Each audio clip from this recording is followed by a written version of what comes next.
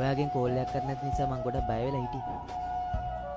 ආකාශ් මට මේ දවස්වල එක්සෑම්. මට එහෙම කාත් එක්කවත් කතා කරන්න තරම් වෙලාවක් නැහැ. ඒකට කමක් නැහැ. දැන් ඔයා ආවනේ. අපි ටිකක් කතා කරමු. දැන් බෑ ආකාශ්. මම මගේ යාළුවොත් එක්ක ආවේ. දැන් මම යන්න ඕනේ.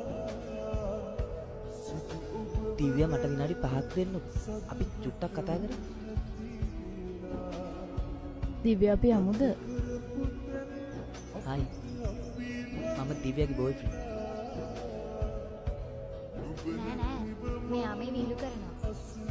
මේ මගේ ඉස්කෝලේ කාලේ හොඳම යාළුවා නම ආකාශ්. ආකාශ් මේ ඉන්නේ මගේ කැම්පස් එකේ හොඳම යාළුවා. එතකොට මේ අභීෂ. මෙයා තමයි මගේ බෝයිෆ්‍රෙන්ඩ්. ආකාශ් අපි යනවා.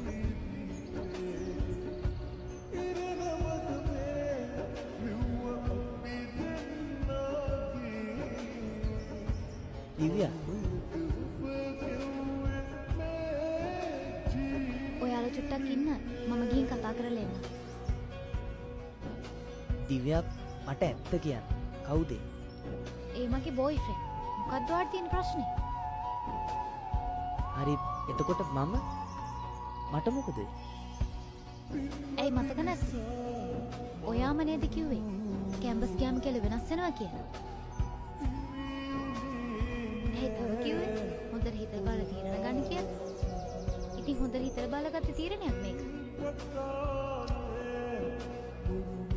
ඔයා ඒ හැම වෙලාවකම කිව්වා ඔයා කවදාවත් එහෙම කරන්නේ නැහැ කියලා.